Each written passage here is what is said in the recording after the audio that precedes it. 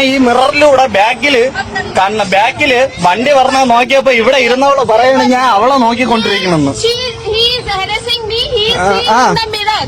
Scene the mirror. എന്തോ പറയാ, ഒരു കണ്ണാടി നമുക്ക് ഇവിടെ രണ്ട് മിറർ ഇരിക്കുന്നത് ബാക്കി ഇരിക്കുന്ന നിന്നെയൊക്കെ പോലുള്ളത് നോക്കാനോ എടുക്കാനോ അല്ല മയില്. ഈ സൈഡ് കണ്ണാടി ഇരിക്കുന്നതെന്ന് പറഞ്ഞാൽ ബാക്കി വരുന്ന വണ്ടികളെ നോക്കി ഓട്ടിക്കാനുള്ളത്, അല്ലാതെ നിന്റെയൊക്കെ മറ്റതും മറിച്ചതും കാണാനുള്ള ഒരു ഇത് ഞങ്ങൾക്കില്ല. സത്യം അത്ര വിഷമമുള്ളതുകൊണ്ട് ഇങ്ങനൊരു വീട് ചെയ്യണമെന്ന് എനിക്ക് ഒരു അറിവില്ലായിരുന്നു. സത്യം പറഞ്ഞാൽ ഇതുപോലുള്ള മൈരാണ്ടികളെ കൊണ്ട് ഒരു പുരുഷന്മാർക്ക് ഇപ്പോൾ വെളിയിൽ ഇറങ്ങാൻ പറ്റാത്ത അവസ്ഥയാണ്.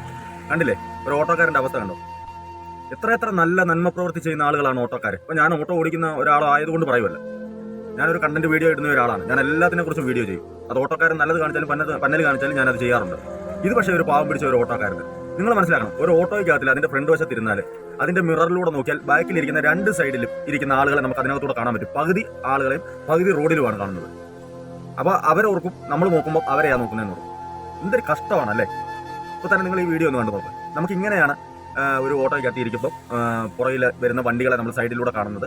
അത് ആ ഓട്ടോയുടെ ഒരു സ്ട്രക്ചർ അങ്ങനെ ബാക്ക് സൈഡ് ശകലം വീതി കൂട്ടി ഫ്രണ്ട് സൈഡ് ഒതുക്കിയാണ് ഓട്ടോയുടെ ഒരു ബോഡി സ്ട്രക്ചർ അങ്ങനെ. അതുകൊണ്ടാണ് അങ്ങനെ വരുന്നത്. എന്തൊക്കെയാണ് നിങ്ങളുമാർക്ക് ഇതൊക്കെ എവിടെ നിന്ന് ഇറങ്ങി വരുന്നു?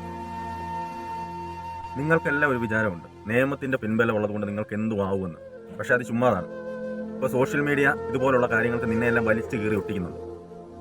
നിനക്കും അത് തന്നെ സംഭവിച്ചിട്ടുള്ളൂ.